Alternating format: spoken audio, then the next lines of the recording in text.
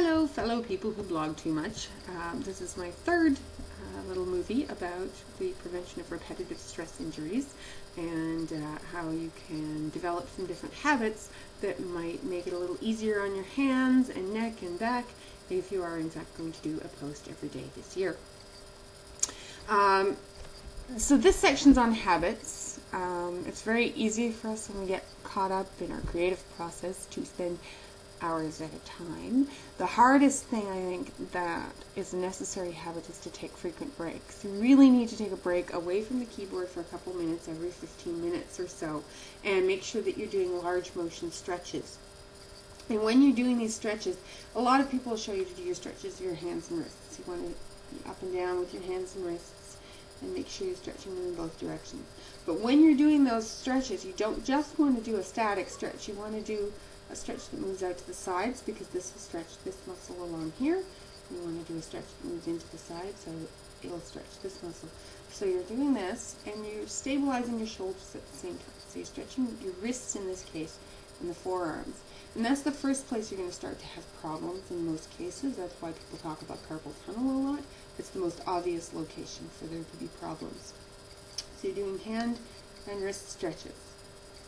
You also, if you work on the computer for a long time, you're going to find that you get tightness across the shoulders because we tend to slouch, because we're working in this position for hours and weeks and months and years at a time.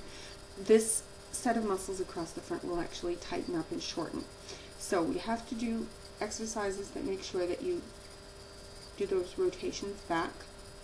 And at the same time, you need to be strengthening the muscles across the back of the shoulders, because as you roll forward, the muscles across your back become weaker and they become stretched out. So what you're needing to do is integrate this shoulder alignment check as a habit as you do your stretches and take your frequent breaks. So if you find yourself rolling forward, you need to check your posture and come back up to an upright posture. So the other things you can do, if you have some stiffness in your shoulders, you can do rotations back, you can do rotations forward. And you can do rotations back and rotations forward. And if you're not comfortable with any of these motions, it'd be a good idea to talk to a personal trainer, or to talk to a yoga instructor, or somebody who teaches biomechanics, so that you can get the positioning of the joints right, because you don't want to aggravate inflammation if you've got problems already. This is one of the things that I'm not a health professional, and I'm not a physical trainer. I am somebody who has had these problems for a long time, and so I've seen a lot of people about them. And I would definitely recommend, if you're already having pain, that you go and talk to somebody about it, because it can just keep getting worse. And when it's at its very worst for me, it does actually hurt all the way from the top of my head down to the sacrum. So these are the habits that will help prevent that pain, and then the issue of treating it is something else entirely. If you are in pain and you need treatment, you really should go see somebody, because it can just keep getting worse. One of the things that I finally came to in the last couple of years was a realization that what is causing the repetitive strain isn't just the position and working too much with the keyboard and working too much with bad hand postures. It's a lack of core body strength. So what's happening is that these small surface muscles that are only intended to do the small motions of your body and mobilize your joints are being recruited to support a static posture for long periods of time.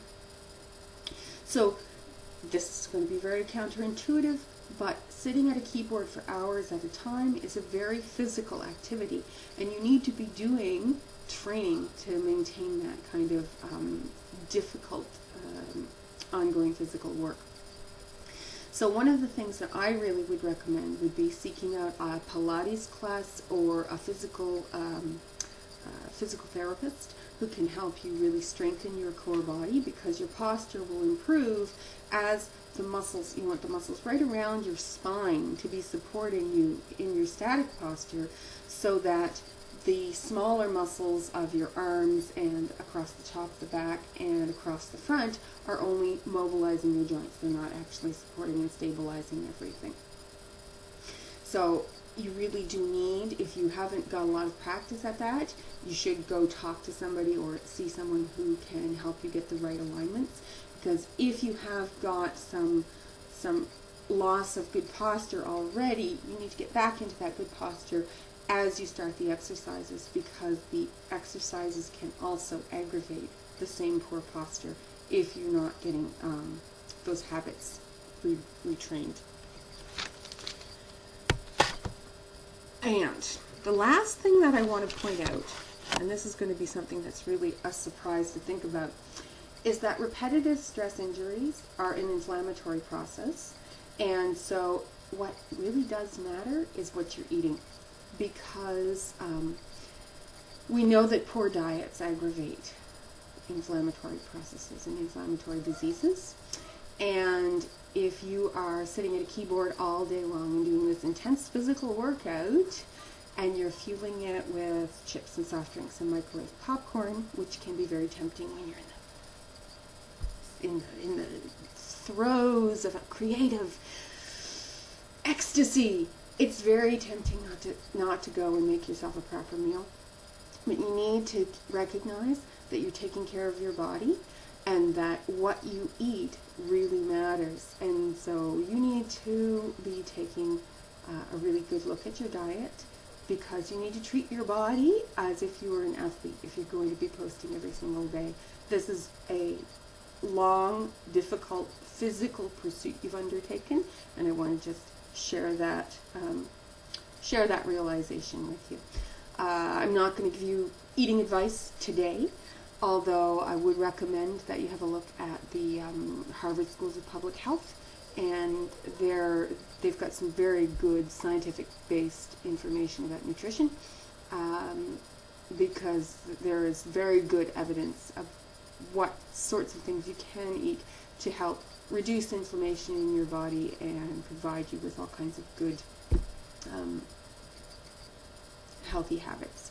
So along with your exercise and your creative process and taking care of those things, you need to take care of your diet and your body as well. And happy blogging. I look forward to reading your many, many, many posts over the next year. See you later.